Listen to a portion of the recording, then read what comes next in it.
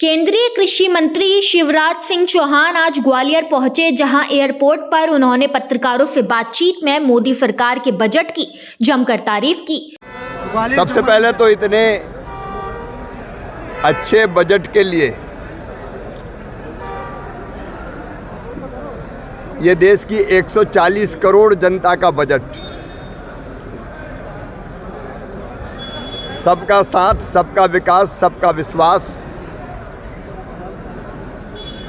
उस मंत्र को साकार किया गया है और समाज के हर वर्ग को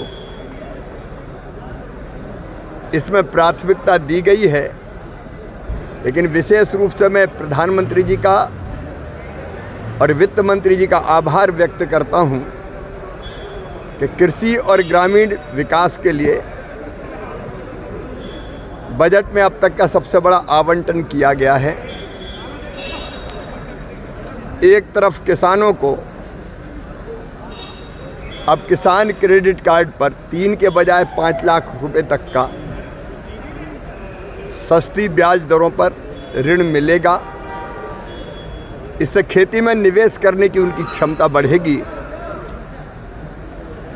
और वो हार्टिकल्चर जैसी फसलों की तरफ आकर्षित होंगे। कृषि का विविधीकरण भी होगा। दूसरी तरफ वो जिले जिनमें उत्पादकता कम थी, वहाँ उत्पादकता बढ़ाने के लिए विशेष प्रयत्न किए जाएंगे। उन्होंने आगे कहा कि ग्रामीण विकास को आत्मनिर्भर बनाने के लिए बजट में विशेष प्रावधान किए गए हैं। सेल्फ हेल्प ग्रुप के माध्यम से ग्रामीण महिलाएं सशक्त बनेंगी और गरीबों को योजनाओं का पूरा लाभ मिलेगा। वहीं राहुल गांधी के बयान पर निशाना साधते हुए कहा कि राहुल खुद नहीं बोलते, कोई उन्हें लिख कर देता है। अब वो नहीं बोलते, कोई उनके लिए लिखता है कि क्या बोले। अब बजट का गोली के घाव से क्या लेना देना भाई, बजट तो बजट है। अब आप देखो 50 लाख करोड़ रुपए का बजट आया है और मध्यम वर्ग को तो इतनी बड़ी राहत दी है कि 12 लाख रुपए तक की इनकम के लिए अब कोई टैक्स देना ही नहीं पड़ेगा। लेकिन उनको ना तो जनता से लेना देना है, ना बजट जानते हैं, उनको तो बस केवल विरोध करना है।